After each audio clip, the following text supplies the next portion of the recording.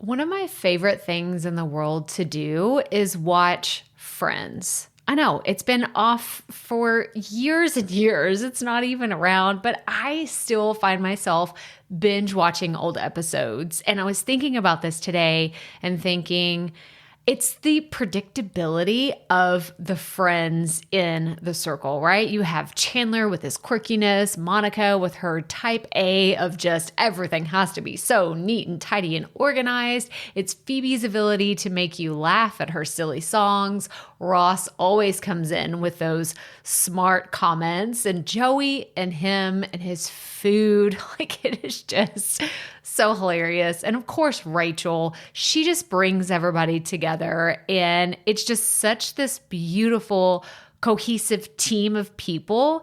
And it's why I wanted to come on and share with you today that I have an opportunity for you to find your friends in the content creation space. So if you are thinking about creating your first or your next digital course, I don't want you to miss this opportunity because Amy Porterfield just opened the doors for registration for her Course Confident Bootcamp. And I'm actually offering a special bonus for anyone that registers for the Course Confident Bootcamp through my special link. So I want you to go to crystalprofit.com/Amy-bootcamp to register.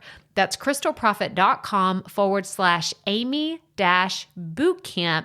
And what you're going to find when you get there is I have this special bonus private podcast series. It's called Money Mindset for Creators. So I want you to go register for Amy's bootcamp, download the podcast, and immediately start listening to it, because what this training is set up to do is to help you get your mind right about monetizing your content, making money so that you can fuel your content creation dreams. So go to crystalprofit.com/Amy-bootcamp to register for Course Confident. And I cannot wait for you to find your friends and find the people that will be there for you. Do you see what I did there? Yeah, nice little friends segue connection. Go to crystalprofit.com/Amy-bootcamp. And I cannot wait to see you inside. Okay, let's get into today's episode. We are breaking records today, okay? Maybe not world records or anything that you're going to go brag to your friends and family about, but it's something that I'm pretty dang proud of. We have a 3-time recurring guest on the show today. Yes, yes, yes. And she is one of my favorite people in the entire world. And I am just so blessed to call her my friend. So today on the show, we have Mai-kee Tsang, and y'all, she's bringing the fire. Oh my gosh, this conversation took so many different turns that I had not expected, and it's just so good. It's so, so good. So we're not going to wait any longer. Let's get right to it. Welcome to the Profit Podcast, where we teach entrepreneurs how to start, launch, and market their podcast. I'm your host, Crystal Profit, and I'm so excited that you're here. Thanks for hanging out with me today, because if you've been trying to figure out the world of podcasting, think of this show as the time-saving shortcut you've been looking for. So let's get right to it, shall we? I feel like today's guest needs no introduction, because she has been on the podcast before, and she is the first person to be on this podcast for the 3rd time. Yes, that goes back to the rule breaking. No, we're not trying to break any rules. I was talking about crushing goals and smashing all kinds of things here, because I'm just so excited that she agreed to come on the show again today, because it's been a while. I was like, oh my gosh, it's been since January of 2020 since you were on the show, and we had just a fantastic catch up. So I'm going to link in the show notes to previous episodes that I've done with Mai-kee, but if you haven't listened to, it's episode 77, where we talked about how to be a guest on other podcasts. And then we did a follow-up to that episode episode 119, guesting on podcast, and it was the follow-up to the incredible conversation. But just to kind of recap real fast, Mai-kee and I crossed paths in 2019, and we actually met in person, and it was just so magical, so fun. We have just shared so many incredible conversations about visibility and people sharing like their important messages. So we just have this really deep connection. We say like, she's the peanut butter to my jelly, and we talk about it in here. By the way, I'm the peanut butter, she's the jelly or the jam. You'll understand that reference in a second. But for those of you that have not listened to those episodes, go check them out after this. But I'm going to give you a brief overview of who Mai-kee Tsang really is and why you need to know her and follow her because she is incredible. So she is a podcast guesting strategist and the sustainable visibility mentor. She helps introverted and empathic entrepreneurial leaders feel safe in the spotlight when they guest on aligned podcasts so that they can become sustainably visible to grow their business for the long haul. And y'all, we just had so many incredible conversations about things that neither one of us had ever planned on talking about on a podcast. And what's really crazy about this conversation is we recorded this before all of the tragic events happened in Atlanta and the Asian hate movement really took off.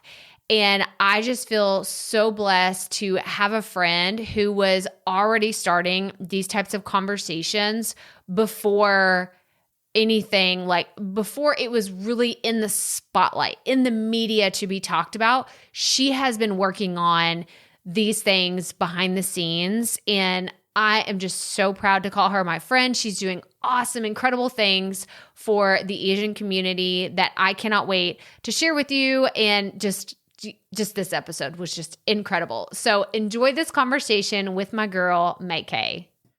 All right, Profit Podcast listeners, I am extra excited today because today's guest, like, we are breaking records here because she is the first person to be on the podcast for the third time. So welcome to the show, Mai-kee.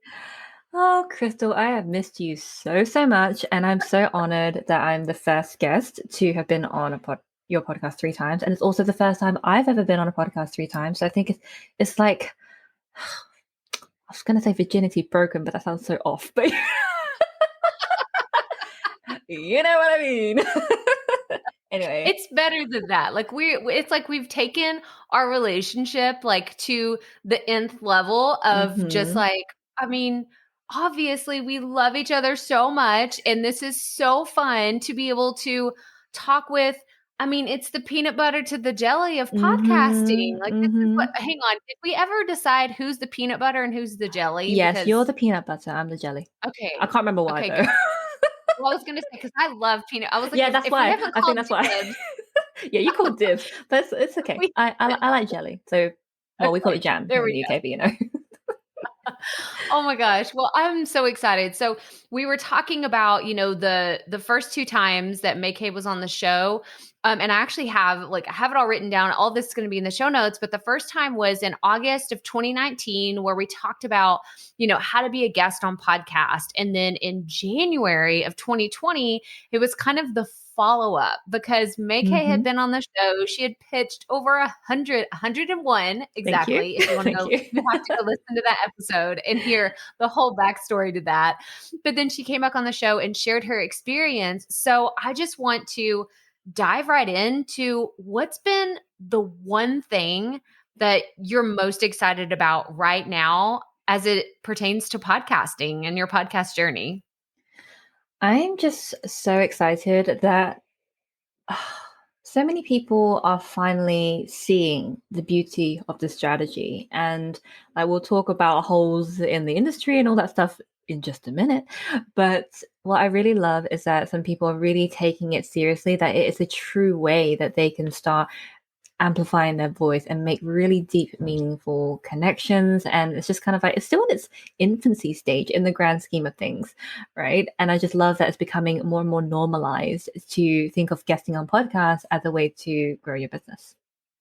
Yeah. Oh my gosh. I mean, I'm imagining you telling somebody 2 years ago what you did and then looking at you like, wait, what? Can you explain it? And then Hmm. now you're like, is it a lot easier to explain what you do to someone who maybe never heard of exactly how you strategize with podcast guesting? Yeah, that's precisely it. Because when I did that 101 challenge back in July 2019, that was a time when like podcast guesting, it was like, what was that? I've heard of it. I've haven't really seen anybody do it apart from if I can spend an arm and a leg every single month for a PR agency. I mean, how does a normal person do it? Like who isn't able to or doesn't want to invest in that much, right? So yeah, I think it's become a more and more normalized, which I absolutely love because it's my number one strategy that I personally love, and it's sustainable for me personally because I know that the strategy aligns with my energy type. It aligns with my human design. It aligns with like just how I love showing up for my audience and how they like to consume content. So it's just yeah, if anything, the best thing is just that it's becoming more normalized. Yes. Oh my gosh. I love the perspective of, like I said, like she's the jelly to my sorry, she's the jam to my peanut butter. Because, I mean, it's just I love geeking out and nerding out, like, about everything to do with podcasting, but podcast guesting is something that I personally haven't done a lot of. I haven't put a ton of energy behind it because part of my strategy has been so much about the content creation that I'm just now looking at opportunities to really guest on shows. I've kind of established a name for myself and what I do now. So I feel like the opportunity is greater. But if somebody's listening and they're like, I wouldn't even know where to get started, like what kind of advice would you give to someone who is looking at getting started with guesting, but they're super intimidated? They're very Mm, intimidated right absolutely.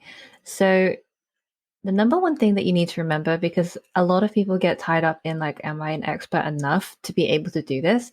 So I want to share this concept that I like to call the credibility coin. So coins have two sides to them, right? So if you have one side, that's great. If you have both, even better.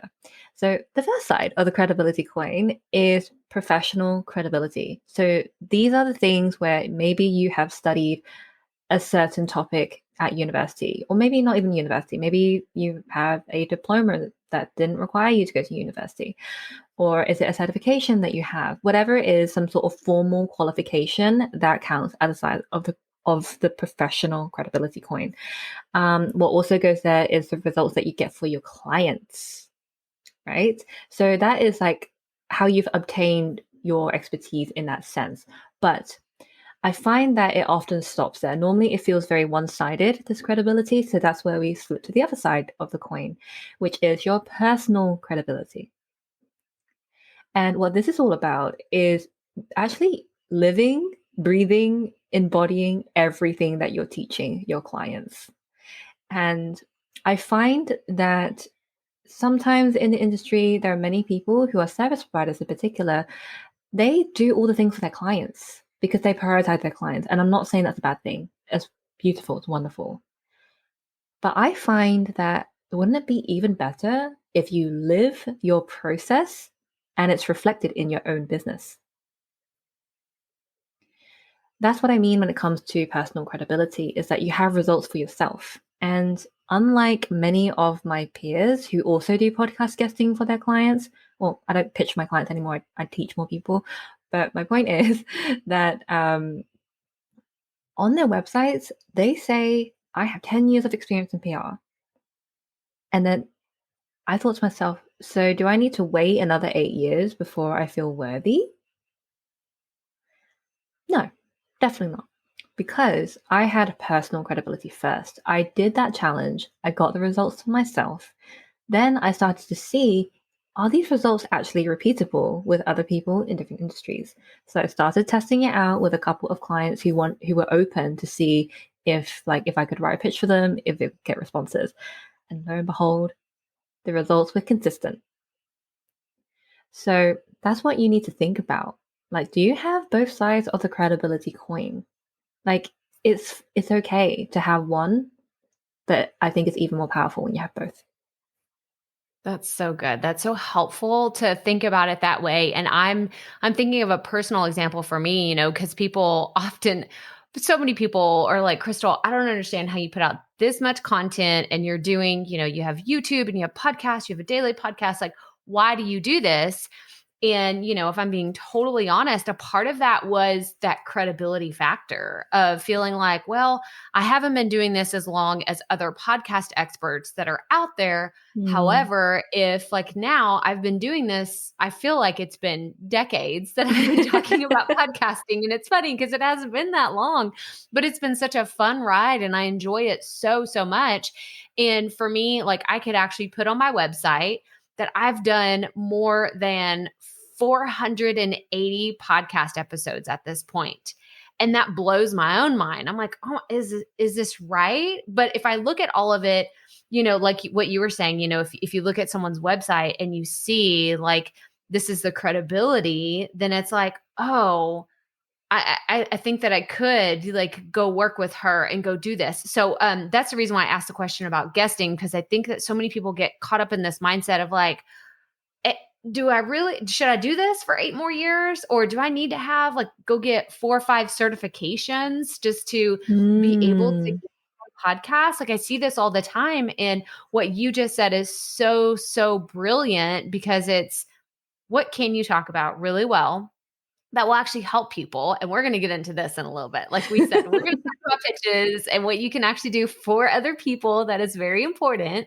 But I think that it's important to realize that y'all, if you're listening to this podcast, you have so much to share. All of us as human beings, we have messages, we have experiences, we have journeys that we've gone on. And I promise you, there are people out there that can benefit from your story. So I felt like that was like a soapbox moment. I needed to just like get that off my chest that there's so much that we all have to share. So I don't know. Did you have anything else to add to that? Well, I'm totally there with you with the whole feeling like, I don't feel like I'm professional enough, but as long as I can uphold my own experience and to draw from that, I can't I can't skip ahead 8 years until I get that magical 10. And I don't know if I'm gonna do this precise work in the exact same way in 10 years. Very unlikely. But there's one thing I did want to share about the number of years. So this really helped me very early on. So shout out to one of my mentors, Rob Marsh, who helped me with this because I shared this very same concern. I met him when I was probably about 23, and then I shared like, oh, I don't have 10 years of copywriting in me. Am I going to be okay to charge thousands of dollars for this work? Because I can get results, but I don't have those years of experience to back me up. And he said, Mai-kee, the thing with you is that you grow very fast. So fast, sometimes to the point where the people who have been in business in 10 years, that they look to you and think, damn, I wish I could do that. Right. Because there is this safety in a sense. Maybe it could be somewhat complacency as well, where people just stop there. The fact that they've been in it for 10 years. But what Rob said to me was like, someone can have the same experience for 10 years in a row. You have different experiences every single year, multiple times a year. And that's what makes you credible. And ever since then, whenever I see someone's in 10 years, I'm like, great, that's amazing for you. I'm glad someone is because I probably won't be.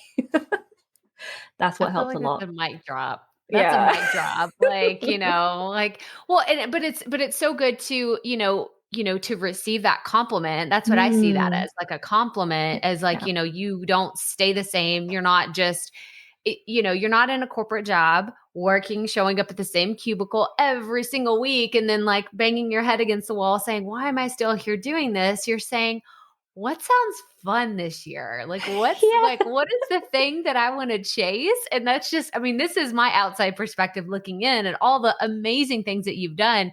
You're just like, how can I help people and have a lot of fun doing it? And then like, I haven't seen you, we've known each other for 2+ years at this point, and just to have seen your journey, I never look at her and say, she looks bored, or she just looks like she's not having fun in what she's doing. So has that been your experience? Are you just having fun? I am having fun. I just had a completely like new idea today. I'm thinking about representation when with regards to women of color, for example, and I'm focusing specifically on East Asian, entrepreneurs, like because some people actually don't resonate with that term, and I want to understand why.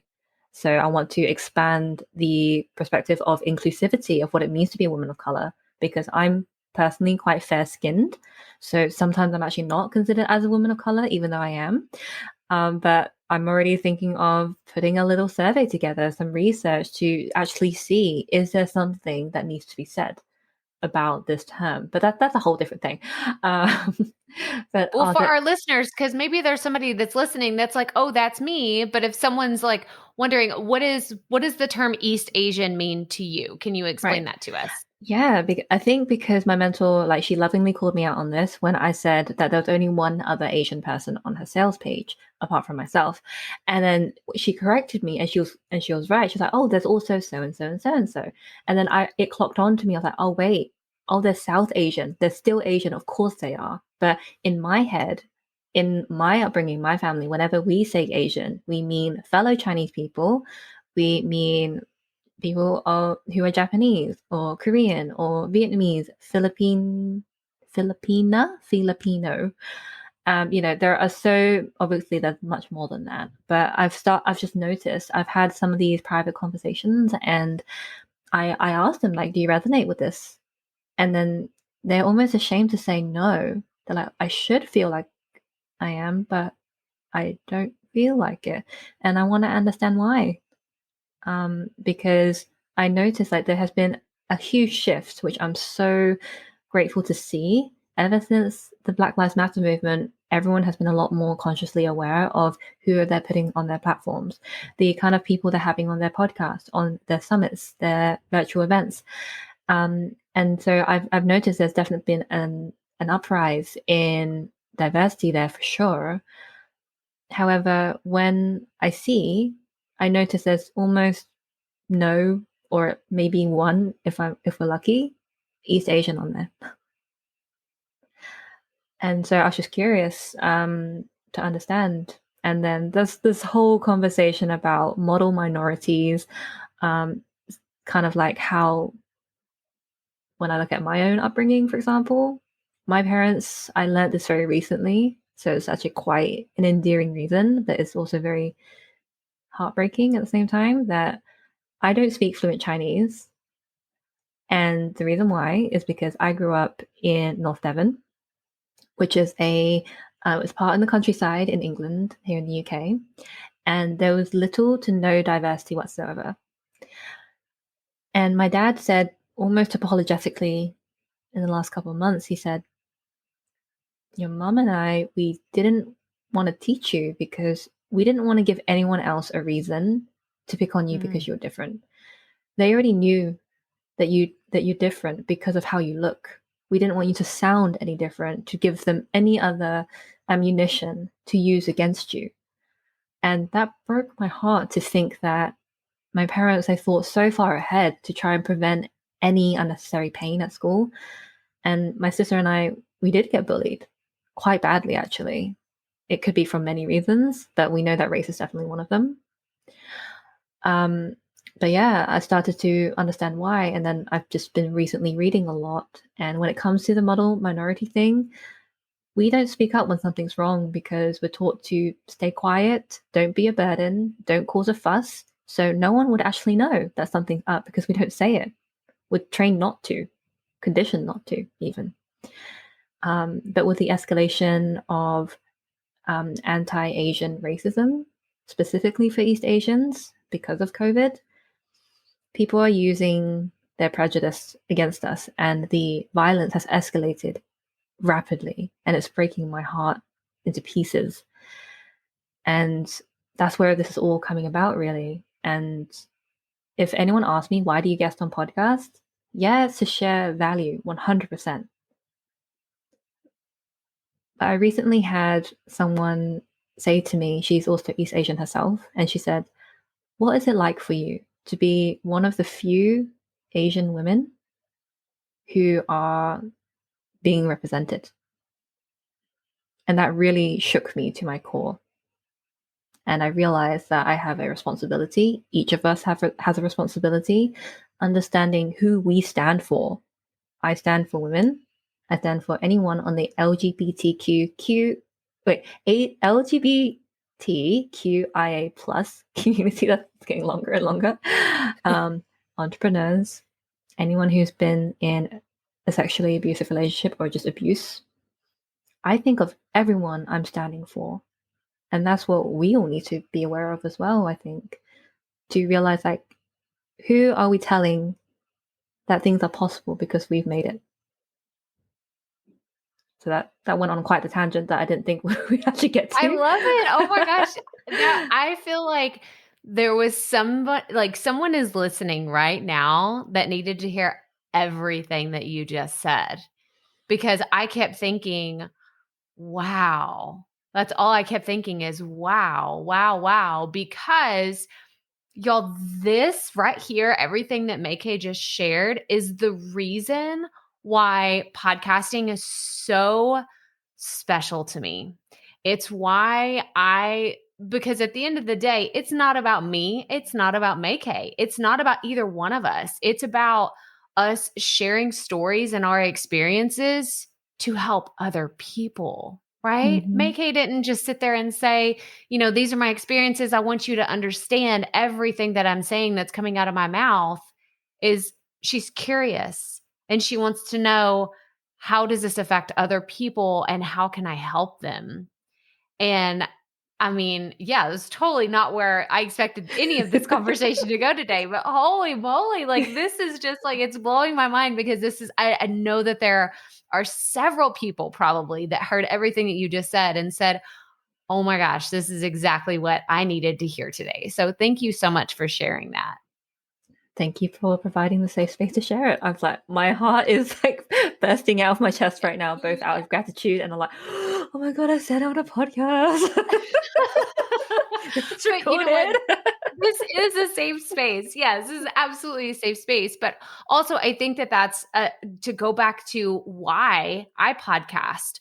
Like my whole reason, and I've done podcast episodes about this. I've talked about this before, but it's what I call the ripple effect of podcasting. It's because you and I having this conversation right now is just a drop in the bucket, right? It is one small conversation, but we just never know how much it could ripple out. Someone could hear exactly what you just said and change their own perspective of how they show up in their life every day, or have a conversation with someone in their family that they feel more open about because you shared your story and you shared your experience. And that, like, I can't even like let my mind like go there or my heart go there, because I would just be in a puddle for days, just bawling my eyes out saying, oh my gosh, like this is why I do what I do, because it is that important. And I think that it's so special that you shared that here with us, and that you are doing these things that matter so much. It's not just about being a guest on someone's show. It's about showing up so other people know that their voice is important to be heard. And it is important for them to show up and to be brave, even if you feel like your heart's going to be out of your chest and you're like, did I say that? Was I supposed to say that? Like, I don't know, but it felt good. And I know I want to keep moving forward. Like, these are the things that I'm so grateful that you're here. I'm so grateful that we have created this friendship that's lasted. And we can just nerd out together on all the things. So I'm so grateful that you're here. Oh, we're not even at the end yet, but I'm so grateful to be here. Thank you for no, I truly mean it from the bottom of my heart. That is now back in my chest because it felt like it was coming out. But it means I can't even put into words how much it means to be able to say that without feeling like I need to hold my breath, like oh, is that okay? Because my immediate trained response is to zip it, don't talk about it anymore, shrink. But you were like, no, let yourself expand, girl. I'm here for it. So Bring it thank here. you.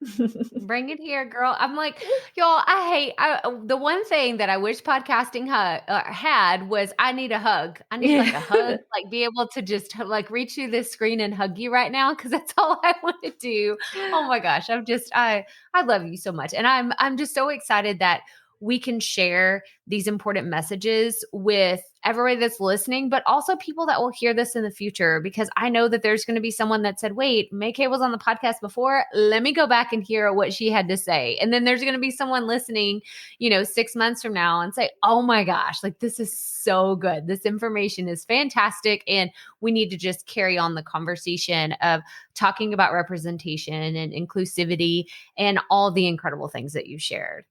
So, oh my gosh. Well, we are going to switch gears because like I said, I was like, I don't even know where to go from here because this is so great. There's not like a fancy, like beautiful segue other than if we keep going down this rabbit hole, we're both going to be in tears Oh and yeah, we're yeah. going to be I could. blubbering messes. I think I was probably like 2 sentences away from welling up.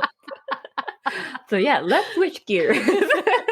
Well, I'm going to switch gears but it's still going to be an emotionally charged conversation because Mai-kee asked me before we started recording. She was like, "Can I say the word pissed on your podcast?" Because I want to say, I don't this say really that stuff a lot, by the way. she was like, "Can I talk about what really pisses me off?" And I was like, "That is what this episode is for today." So, yes. Okay. So, to give a little backstory, when I asked Mai-kee, I was like, you know what? It's been too long. I need you to come onto the podcast. And we said, well, what should we talk about?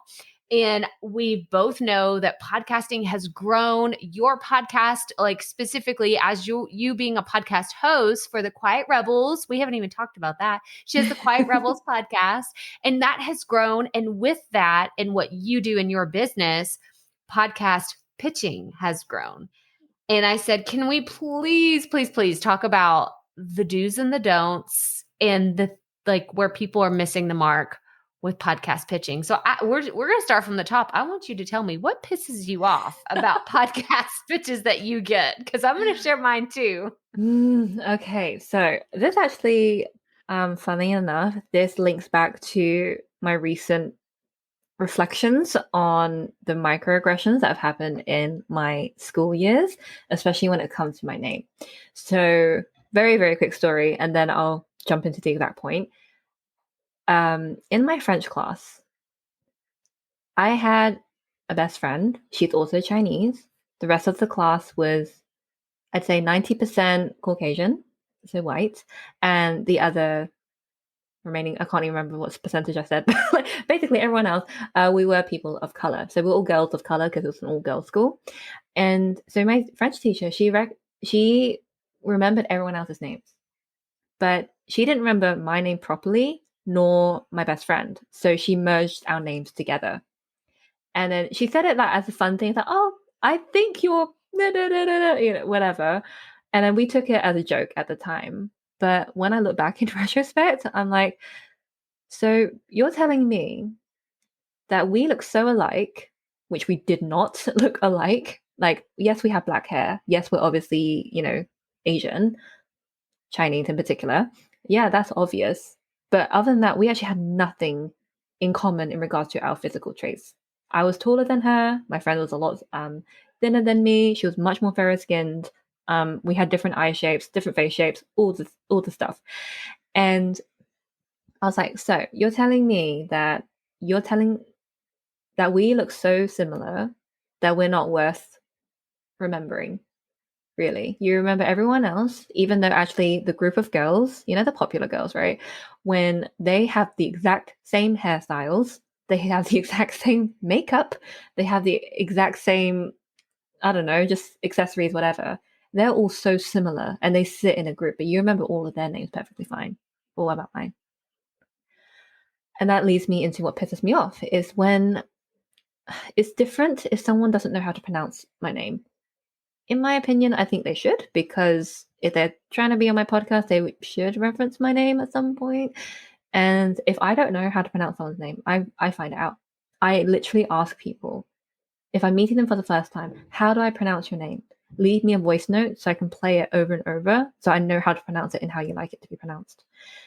When people say hi and nothing, or hi, Mai-kee, hey MK, or whatever. Like MK is a special nickname that only a few people can say, but they get my name wrong. And it doesn't make sense to me, Crystal, because my name is written in the email address they're emailing me with. I'm like, how can you miss that? I don't understand. And it pisses me off because it's lazy. It's on my podcast. Wherever you listen to the podcast, if they even listen to it, my name is right there. It's on my website. It's right there. So you bet your honey buns that I get really pissed off if someone gets that wrong. It doesn't matter the rest of the pitch. If their pitch was so good, I wouldn't know. Because as soon as I see that mistake, delete. No, don't even deserve a response.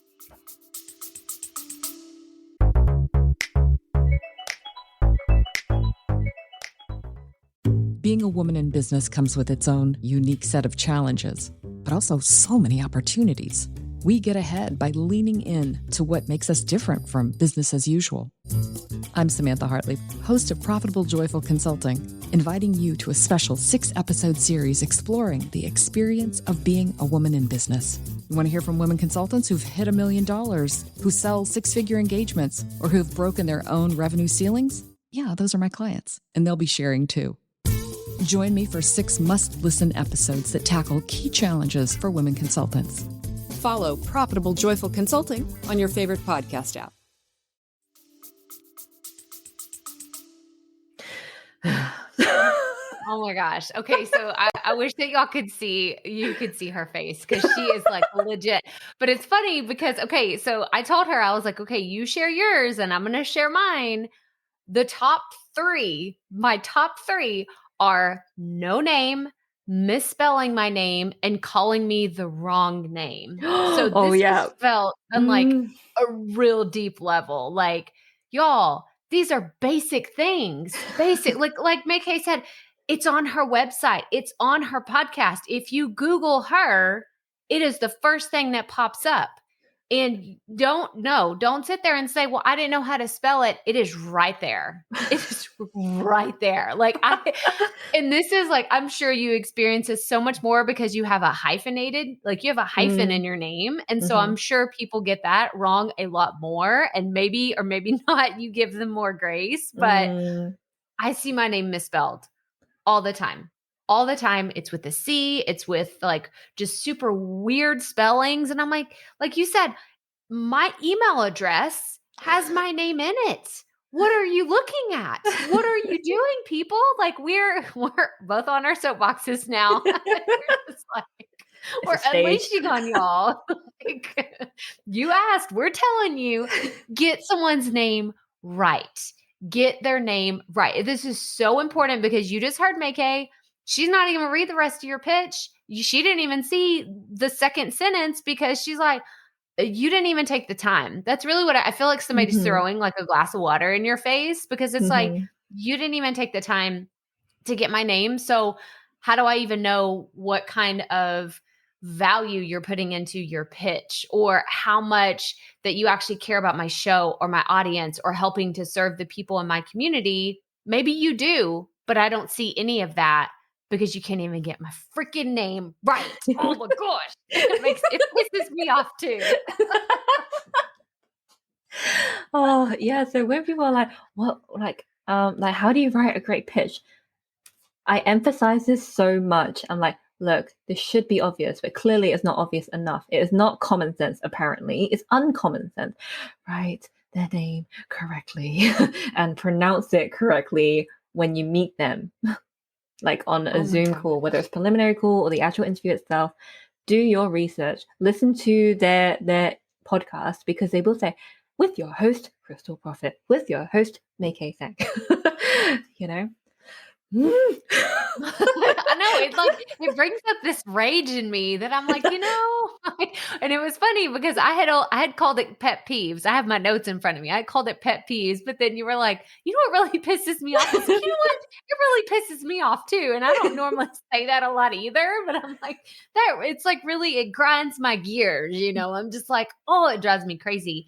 But the second one is the one that really like will get almost always like, I mean, there's a very, very small percentage of people that it will actually come full circle and we end up to be a great connection, is writing a book in an email that is just like, it's just words. It's so many words. There's no formatting. There's just sentence after sentence because I'm busy, you're busy, and I know everybody is busy. I don't have time to read a 3,000 word email that's explaining how incredible you are. Or I don't even know what all it says because, like Mai-kee said, it's probably going in the trash or just going to go unread completely. So, how do you feel about longer emails? So my primary method is warm, cold pictures and long form because this question came up a lot when I used to be a copywriter, right? It's like, is long better than short form? Isn't short more succinct? Yes, short is absolutely succinct. But the only reason why people get pissed off with long emails is because they don't make it interesting. So I think it's actually not a matter of length. I think, 3,000 words is definitely overkill. But so long as there's formatting, and I it's like just if it's a big block of text, no, that is so overwhelming for the eye. So recently, when I ran my ultimate podcast guesting workshop, there was a bonus call where a couple of people could send in their pictures for reviews. And one of them, I mentioned the importance of formatting. That means breaking up your text and using bolds and italics as well, just to keep the eye interested. So Laura Bell Gray calls them was it road bumps? Like they're reading road bumps. You want people to be able to stop and pay attention to things that really matter in that email. So that could be like, here's a summary of how this conversation can go. Bullet point, bullet point, bullet point. Just the formatting alone. I'm not even talking about the content. I'm just talking about the context of delivery here. That is extremely important. And of course, the content's going to matter as well. Yeah, but no, you're absolutely right. So now let me like reverse everything I just said because that's exactly what I'm talking. I'm talking about the unformatted, not interesting. Like they start off because I have gotten a few longer pitches that right from the get-go that maybe they have a copywriter, maybe they have someone that's like they're gifted in this area, but as soon as they're like, are you looking for someone that does blah blah blah? And I'm like, oh, yes, that's me, and then it is like, well, is your audience going to be interested in this? And I'm like, yeah, they will. And then it just keeps going down. And I'm drawn to read the entire email, even if it is a longer one, because like you said, they've concentrated on the podcast. They've concentrated on that copy that they know will resonate with me as the host. And it's not something that's just kind of schlepped together as oh, this is a template. I'm just going to send it out to, 1,000 people and hope that I get a yes, which by the way, it's terrible strategy. Don't do that. Go learn from Mai-kee, please. And she will show you the proper way to do this. Do not do that. But yeah, that's another one. Do you have another one? I could keep going down my list here. Do you have another don't for pitching you specifically, not just something you would teach your clients and members of your community, but do you have something that you're just like, oh, if I see this one more time, I'm going to lose it.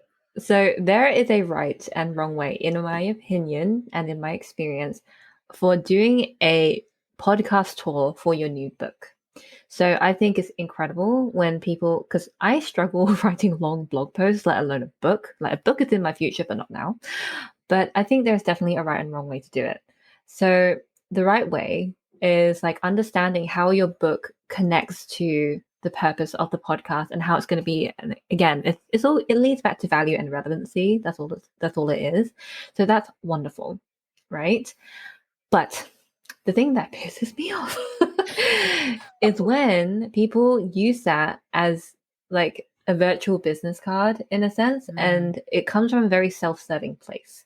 It's literally like, hey, I just wrote a book on XYZ. I'm the expert. You're going to be so lucky if I can talk about this on your podcast. Where do I sign up? It's literally, I've literally received a pitch like that.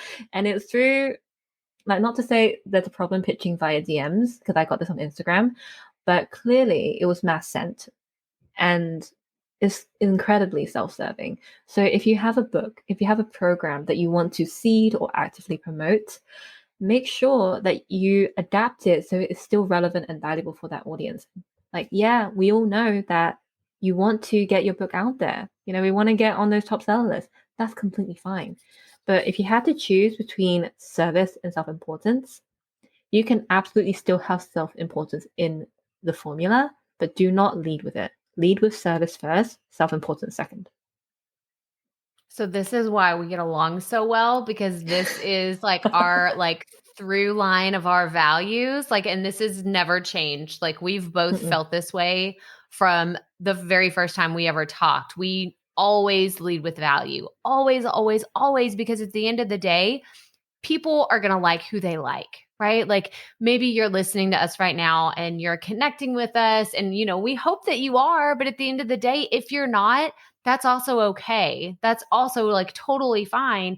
If you're like, I just don't, you know, like, this person's going to be for me. So don't worry about the audience, like worry about like nitpicking like every single person out of the audience. You want to just show up and serve, whether anyone ever buys anything from you. They buy your book, they buy your program. You want to show up because as a host, I mean, and I don't want to speak for you, but that's what I'm looking for. I'm looking for someone to show up to serve my audience, like hopefully teach us something new, wow us, tell us a funny story, just relate to us in some way, because that's going to go so much further. And obviously, Mai-kee, she's here for the third time sharing her genius, because she shows up and she serves every single time that she comes onto this podcast. So I totally agree with everything you just said.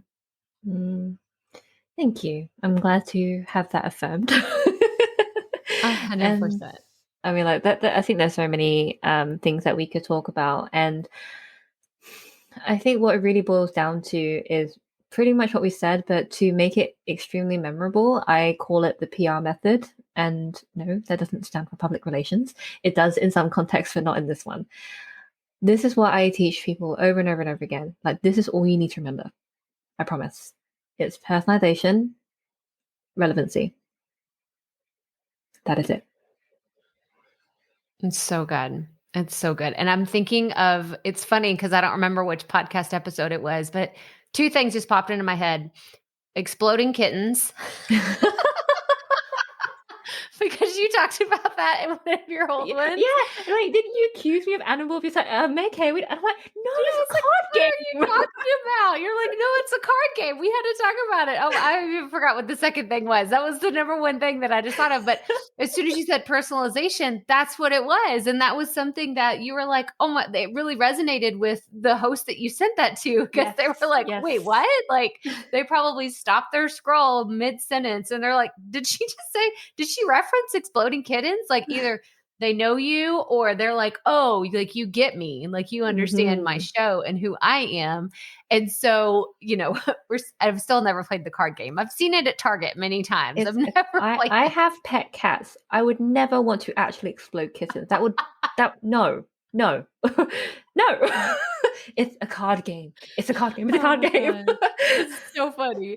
But it goes back to personal. Okay, y'all, I've never played this game. She told me this. I think this was in our first episode, actually. So this was more than 2 years ago. You told me that story and it has stuck in my brain because I don't see that. Like, and it wasn't even a pitch to me. It was a pitch that she used to someone else. So personalization matters. Relevancy, I don't know what, we'll have to talk about the context of that, the relevancy for that pitch. But I just go back to the personalization is so important, making it about the audience, making it about serving the host and their community is so important. And that's actually one of the next one that I was going to tell you. The thing that pisses me off, that's what we're just going to go with it, is not aligning who you are as a potential guest and what you do with our message. And I say "our" in the context of being a podcast host. Like, maybe you are an author, like Mai-kee was saying, and you're like, oh, I want to go on this book tour. If you don't do your research and you really don't put in the time to understand the audience that you want to potentially speak to, we know. We know We because do. I mean, and we know we can smell it from a mile away where we're Mm-hmm. just like, you're just being braggadocious on yourself. And I don't have time for that. I don't have time for you just to come onto my show and tell me how incredible you are, how amazing you are. And I don't have time for that. So Yeah, and which we sure you are incredible, but be incredible elsewhere. yeah, exactly. Go talk on your own platform if you want to do that. But if you're going to come to this space, you better show up with value. You better show up like, obviously, get our names right, guys. Like, this is just so simple. So simple, y'all. Get the name right. Oh my gosh. Oh my gosh. Yeah, I think the soapbox has expanded to a full-on stage here. I know. It's not a box And no more, it's a stage. we're just sharing the stage, passing the mic back and forth. We could do this for hours talking about the do's and don'ts, but I do want to wrap up this part of our conversation and ask you because I don't always like to focus on the negative. Both of us, we are positive people, but we just felt like obviously we needed to get some things off of our chest today about bad pitches because we've seen it happen too much with everybody growing their shows, knowing that podcast guesting is a fantastic strategy. And I recommend anybody that's thinking about doing it, go to Mai-kee, like go to her and see all the amazing things that she has. But my last question about pitches is, what is one strategy that you have seen either for yourself or one of your members of your community that is working really well right now to make a faster connection with the host? Ooh, very good.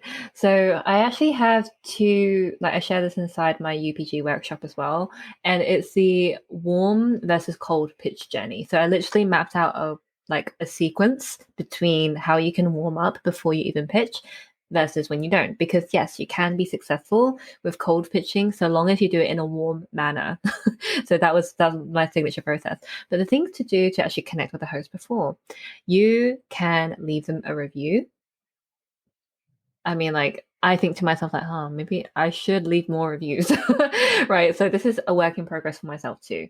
But like leaving reviews, because trust me, they read the reviews. No matter how big they get, they read reviews. And if you are able to screenshot it before you send it in, because it takes a couple of days, sometimes up to a week, for a review to actually appear on whichever platform that you're doing it on, whether it's Apple Podcasts or whether it's Castbox, wherever. Screenshot it. Post that on Insta or wherever your mutual social media platform is. It could be LinkedIn, it could be Facebook, it could be Instagram, TikTok. I don't know. I only use Instagram and Facebook groups. But for the sake of simplicity, I'm going to say Instagram stories. So share that review and tag the host. Tell them why you left a review and encourage other people to do that. Because when people see that, they're like, oh, wow, Crystal left a review for me and she shared it. So it's not a secret thing. And she's encouraging other people to do it. That's amazing.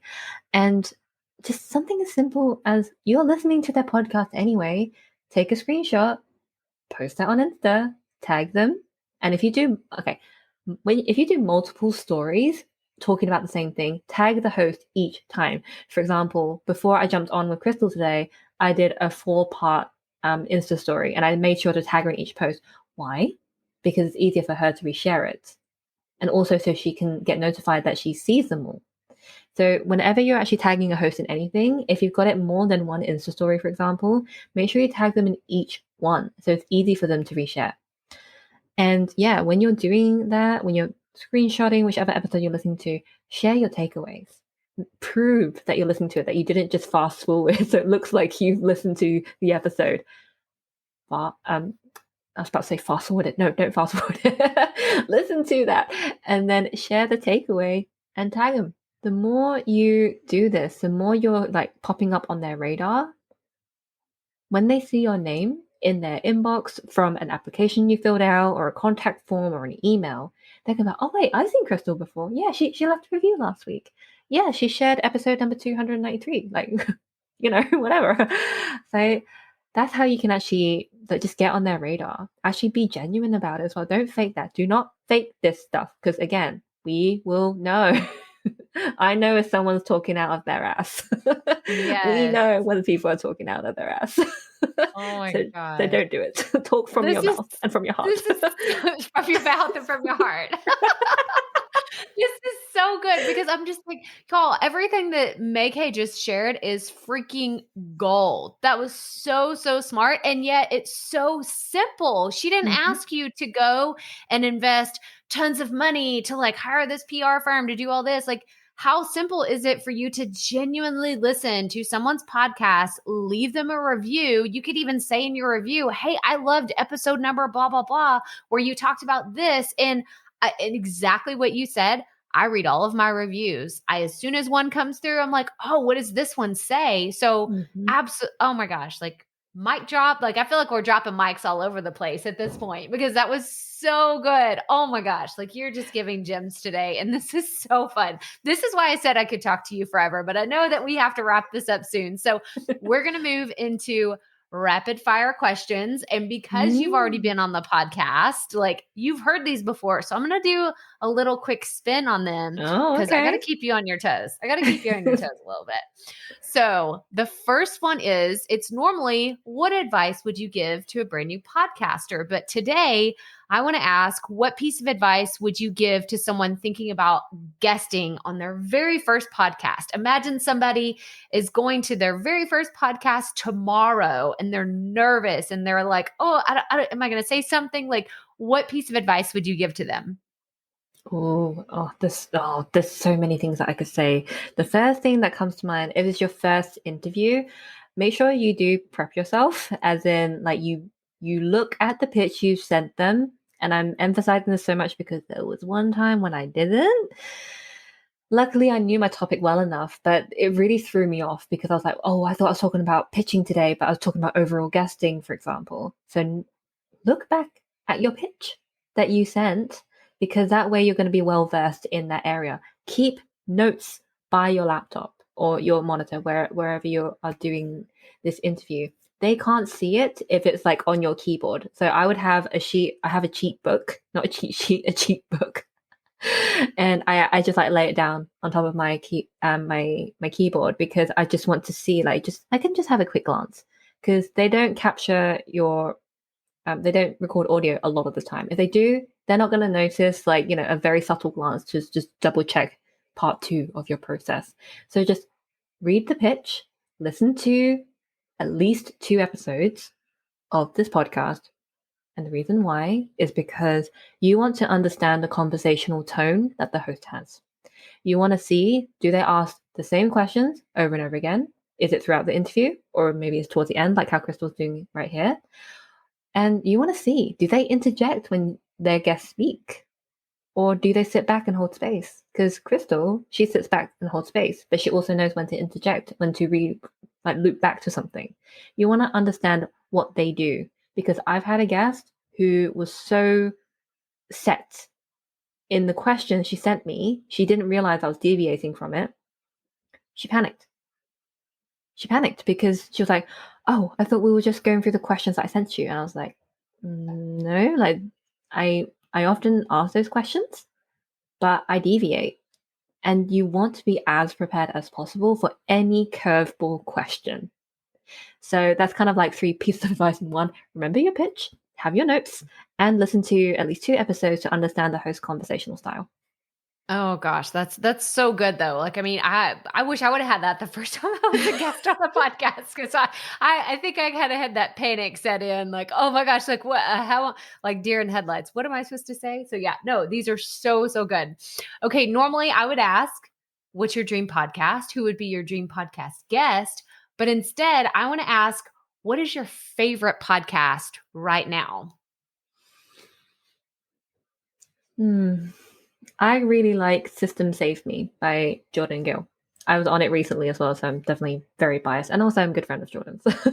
And she's a good friend of mine. I just really like how she speaks about certain things, and sometimes she can do it like chop, chop, chop, like, system, step by step, but also how she also has these very much needed conversations. So I went on the show recently to talk about sustainable visibility and how, that's a big picture topic. It's not necessarily a step by step thing. Yes, I have a process and everything, but I love that. It's a combination of the two.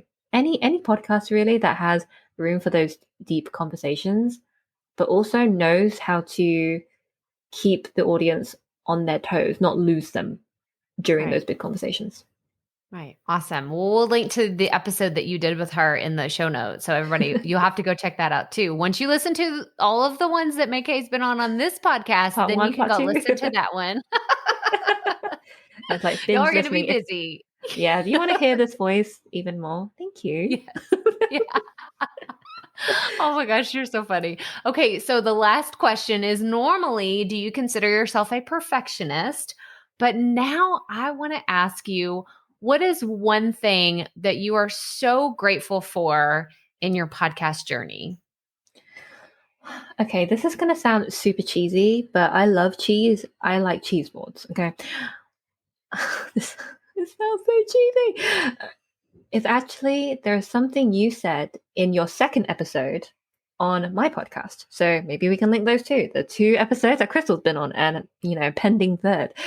But there was one thing that you mentioned about perfectionism. And it's just like it's given me so much permission to not be perfect. And I can't actually remember the exact wording, but the impact and the takeaway from that conversation was like if you got a problem with your audio, that's cool. Just post it anyway.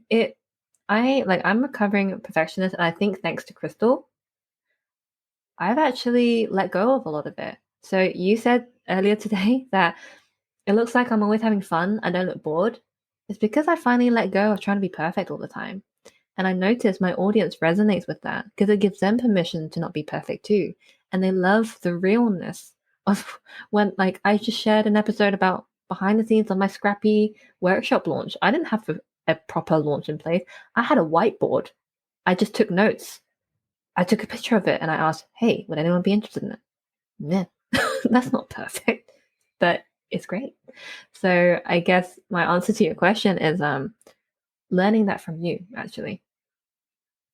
I'm not gonna cry. I'm not gonna cry. Oh my gosh, y'all! This has been one of my favorite episodes I've ever done, Me and this is too. just this was so good. So tell everybody where they can find you, what you're working on right now, and your favorite place to connect with people online. Absolutely. So for those of you who would like to know like 25 proven ways to get booked on podcasts, then you're going to love this resource that I have, which is called Be Our Podcast Guest. And basically, I asked 25 podcasters what's one out of the box piece of advice that they would share for people who want to book. You're going to want that. It's literal roadmaps. And think of it as a personalized roadmap for each of those podcasters' podcasts. So that is what I highly recommend that you go to. So go to 25experts.makeitsound.com for that one. And what am I working on? So I've briefly mentioned it and I'm going to mention it again. So UPG, what does that stand for? Ultimate Podcast Guesting. And yeah, I had to check myself to see is this worthy to be called the Ultimate Podcast Guesting Workshop? So I've actually turned it into a workshop series where you can get phase 1, phase 2, phase 3 of my whole process. And you can get it all as a bundle, or you can get it singular if you just want part 1, part 2, or part 3, or a combo. And if you're interested in really knowing that step-by-step process with a ton of examples and walkthroughs and timeless strategies, I highly recommend that you go check that out. So all you need to do for that one, go to pitchworkshop.makeitsound.com. I will send a link to Crystal, and Crystal, just putting it out there, if you want to be an affiliate, we can make that an affiliate link. Awesome. As well. And of all the social media platforms, I'd highly recommend we connect on Instagram because I'm a huge voice note DMer. So podcaster and me. And all you need to do is go to instagram.com/Mai-kee Tsang. That's without the hyphen, just to make everyone's life easier, including my own. Oh my gosh, we're going to have links to all of this. And I have to tell you that I love going on to Mai-kee's stories because she always shares pictures of her little kitties and her cats. And I had to share one with the boys the other day because we recently got a cat. It hasn't even been a Nibbles. full year, and little Nibbles. And I've asked Mai-ke several times. I'm like, is this what's going on? Like, this how cat life is? Because I never had a cat before. I'd never had one. And I saw a picture the other day of one of your cats in a laundry basket. And I had Yep. to show the boys, and they were like, oh, so cute. So yeah, if you're all about the cat life and looking at cute pictures, oh my God, what are their names? The names are Loki and Luna. And actually, literally in the last couple of days, Crystal, I'm officially adopting them because they are actually my sister's cats. And because she recently gave birth to my nephew last year, and she just realized that the cat's quality of life is actually better here because we live in a 4-bedroom house, and my sister lives in a 2-bedroom flat, and she has a youngin, a tiny human to look after. So actually, we had that conversation, and I'm officially adopting them. So I'm actually going to be transitioning from cat auntie to cat mama. I love this so much. And they're both so cute. They have these little squishy faces. Yes, Oh my they gosh. do. I love it. I love it. They're so cute. Well, y'all go follow Mai-ke. Go check out all her resources. We're going to link to everything in the show notes. But thank you so much for sharing all the wisdom that you share with us here today. I'm so grateful to have you in my life and for you to be the jam to my peanut butter. So thank you so We much. can call it jelly, by the way, because I actually like the word jelly. I just wiggle. So you can still call it jelly. Like internally, I will see like, what's jelly? Oh yeah, it's jam. But we can just call it PB&J, PB and jelly, whatever you want to call it. I love it so much. Thank you so much for being here today. Thank you. Love you, Crystal. So what did you think? Oh my gosh. She's so dang incredible. And I love the chemistry that we have back and forth in being able to talk very openly about what's going on in our own business, in our podcast, in our own journeys. Because since we met in person in October 2019, like I feel like we have evolved so much as people, as entrepreneurs, and leaders in our industry. And I'm just so grateful to have her as the jam or the jelly to my peanut butter. And she's so fantastic. But since this episode was recorded, Mai-ke has actually started a directory for Asian entrepreneurs. She wants to make sure that they are being seen and spotlighted. And I love this idea so much. So I'm going to have extra links in the show notes to some of the really cool outreach programs that she is working on to make sure that introverted and underrepresented entrepreneurs out there. So I want to make sure you go check these out. All of them are going to be in the show notes, and make sure that you stay on the lookout for Mai-ke's awesome upcoming podcast pitching workshop. If you are trying to get on podcast, okay, everybody listen up, because you should be doing this. You should be wanting to get on podcast so you can get your show out in front of more people. Go check out the link in the description. You're going to find it in the show notes. It's crystalprofit.com/episode 244. And you'll find everything that we talked about today, all of Mai-ke's incredible links. And y'all, please go follow her on Instagram because I love watching her and her fluffy cats. She has been the person, like ever since we got our kitten last year, I'm like, I don't know how to take care of this cat. I don't know what they're doing. And she has been helping me with just understanding being a cat mom and all the things entailed there. So go check out the show notes, crystalprofit.com/244. Go connect with Mai-ke on Instagram and all the other places where you can connect with her. And as always, remember, keep it up. We all have to start somewhere.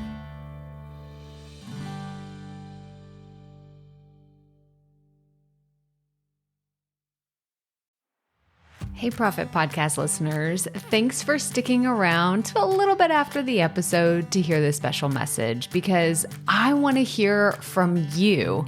We are starting a new segment called Fan Mail Shoutouts, and I want to hear from you, and I want to hear your questions. What do you want to know? What questions have you been dying to ask me? So here's how to make this happen. Go to the app where you're listening to this podcast right now. Go there. I'll wait a second. Okay. Now, once you're there, you're going to see a hyperlink at the top of the episode description that says, send Crystal a text message. And that's all I want you to do. Send me a text. It could be casual, informal. It could be totally anonymous. Or if you want, you can include your name and the name of your podcast or content wherever you are creating, and I will give you a special shout out in an upcoming episode. So again, go to the show notes for where you're listening to this episode right now, and it will say, send Crystal a text message. And I cannot wait to hear from you and give you a shout out in an upcoming segment of Fan Mail Shoutouts.